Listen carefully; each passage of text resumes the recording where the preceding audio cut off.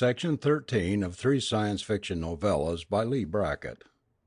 Part 1 of Shadrach the Lost. It was dark in the caves under Mercury. It was hot, and there was no sound in them but the slow plodding of Trevor's heavy boots. Trevor had been wandering for a long time, lost in this labyrinth where no human being had ever gone before. And Trevor was an angry man. Through no fault or will of his own he was about to die, and he was not ready to die. Moreover, it seemed a wicked thing to come to his final moment here in the stifling dark, buried under alien mountains as high as Everest. He wished now that he had stayed in the valley. Hunger and thirst would have done for him just the same, but at least he would have died in the open like a man, and not like a rat trapped in a drain. Yet there was not really much to choose between them as a decent place to die. A barren little hell-hole the valley had been, even before the quake, with nothing to draw a man there except the hope of finding sunstones, one or two of which could transform a prospector into a plutocrat. Trevor had found no sunstones. The quake had brought down a whole mountain wall on his ship, leaving him with a pocket torch, a handful of food tablets, a canteen of water, and the scant clothing he stood in.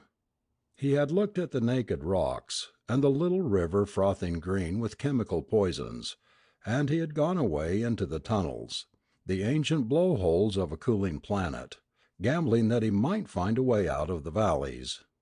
Mercury's twilight belt is cut into thousands of cliff-locked pockets, as a honeycomb is cut into cells. There is no way over the mountains, for the atmosphere is shallow, and the jagged peaks stand up into airless space. Trevor knew that only one more such pocket lay between him and the open plains. If he could get to and through that last pocket, he had thought. But he knew now that he was not going to make it.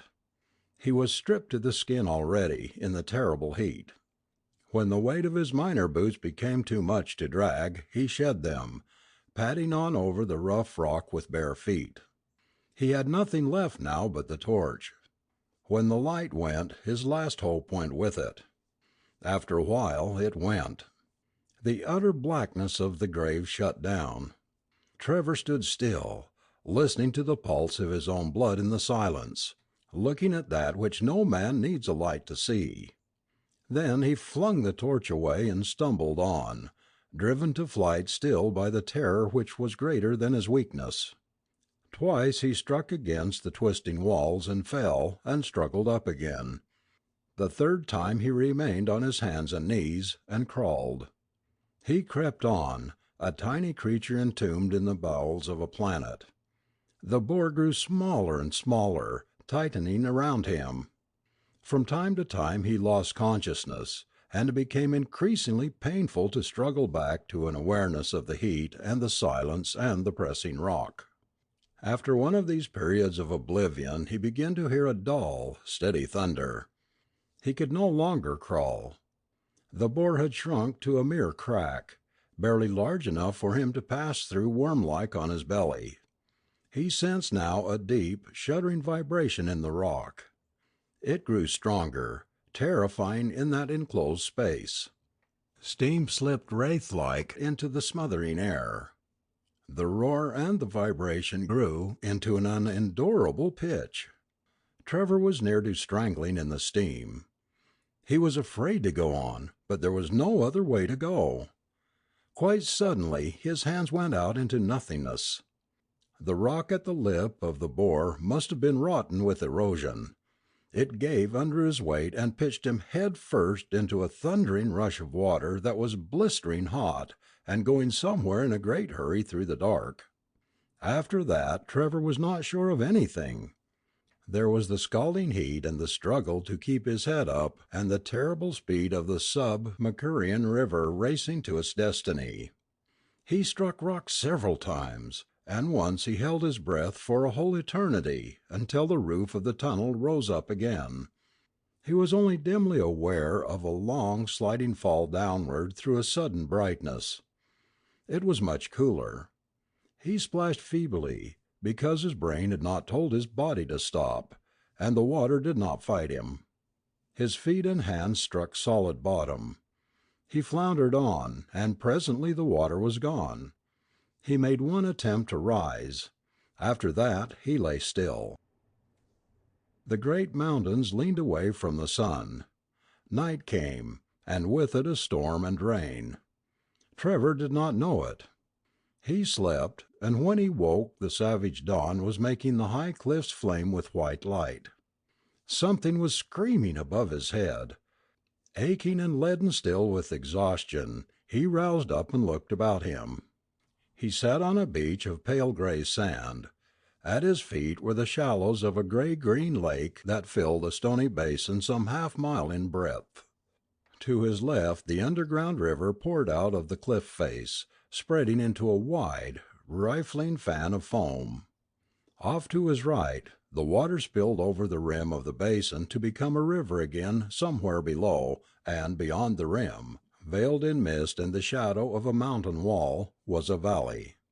Behind him, crowding into the edge of the sand, were trees and ferns and flowers, alien in shape and colour, but triumphantly alive. And from what he could see of it, the broad valley was green and riotous with growth. The water was pure, the air had a good smell, and it came to Trevor that he had made it. He was going to live a little while longer, after all. Forgetting his weariness, he sprang up, and the thing that had hissed and screamed above him swooped down and passed the clawed tip of a leathery wing so close to his face that it nearly gashed him. He stumbled backward, crying out loud, and the creature rose in a soaring spiral and swooped again. Trevor saw a sort of flying lizard, jet black except for a saffron belly.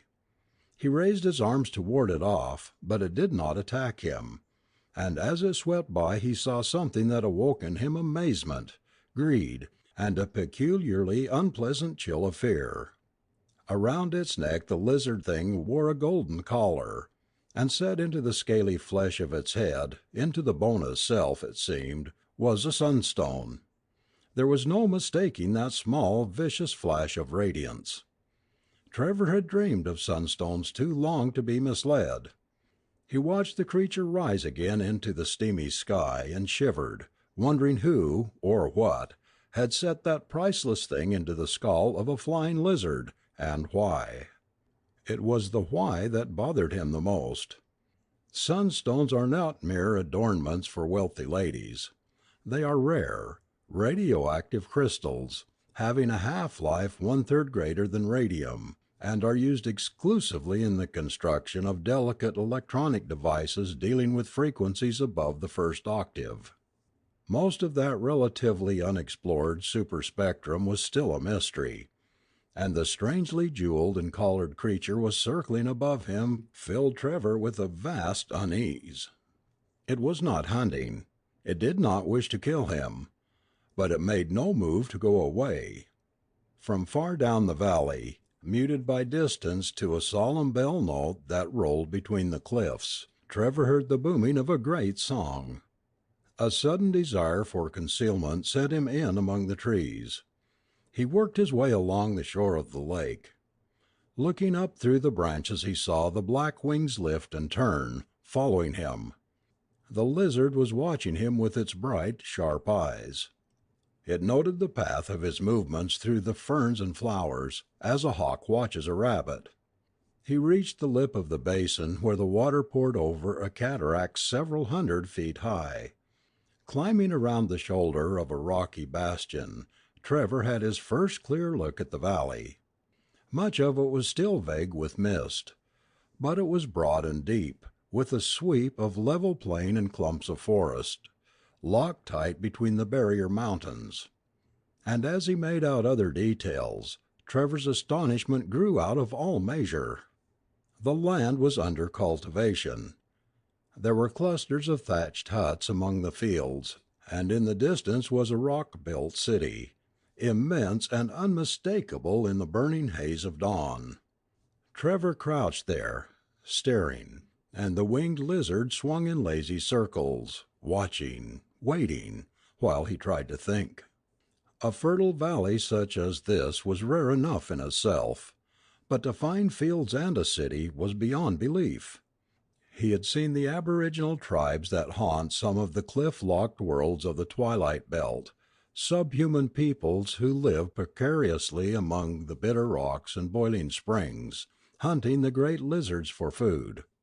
None of this was ever built by them. Unless, in this environment, they had advanced beyond the age of stone.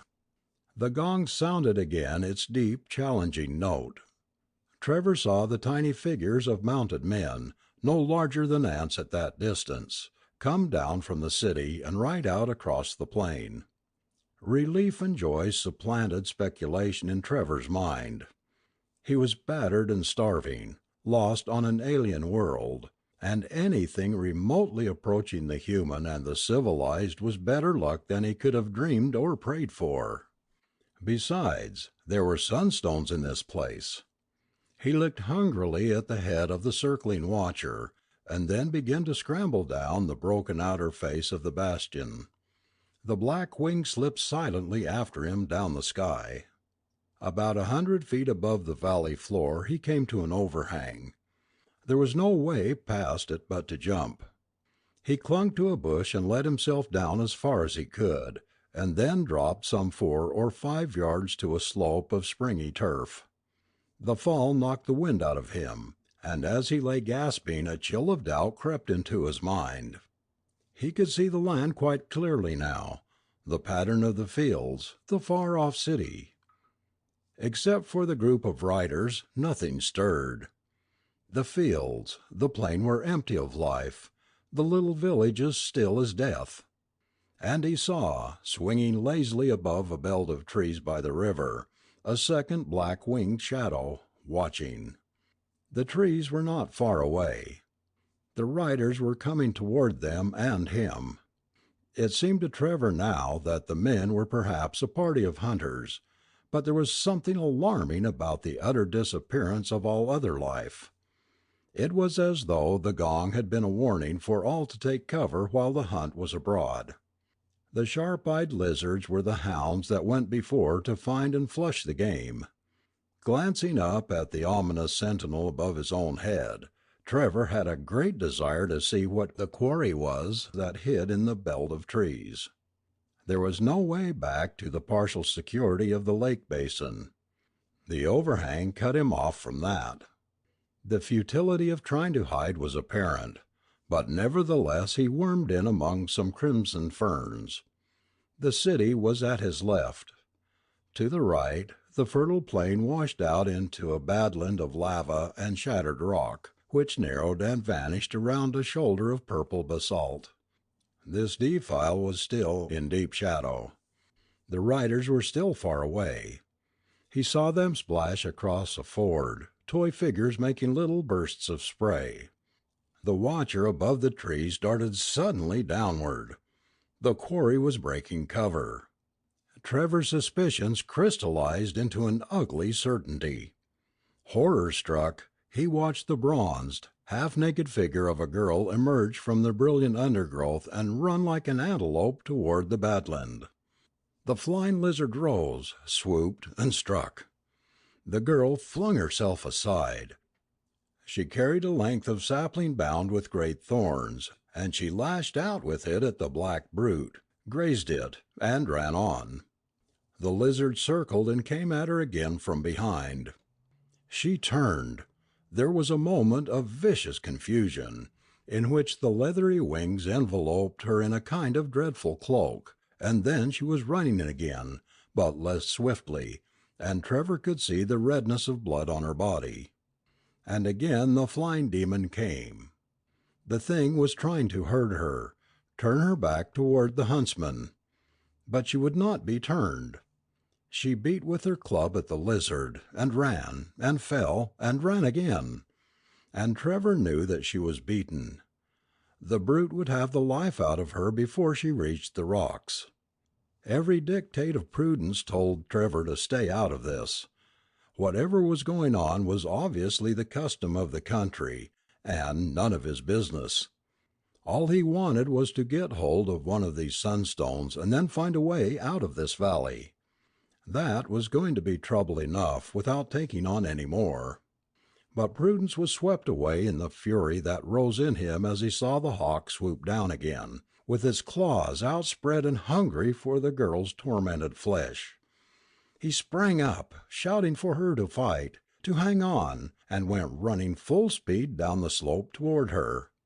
She turned upon him a face of such wild, fierce beauty as he had never seen, the eyes dark and startled and full of a terrible determination. Then she screamed at him, in his own tongue, "Look out!" He had forgotten his own nemesis. Black wings, claws, and the lash of a scaly tail striking like a whip, and Trevor went down, rolling over and staining the turf red as he rolled. From far off he heard the voices of the huntsmen, shrill and strident, lifted in a wild halloo. Section 13.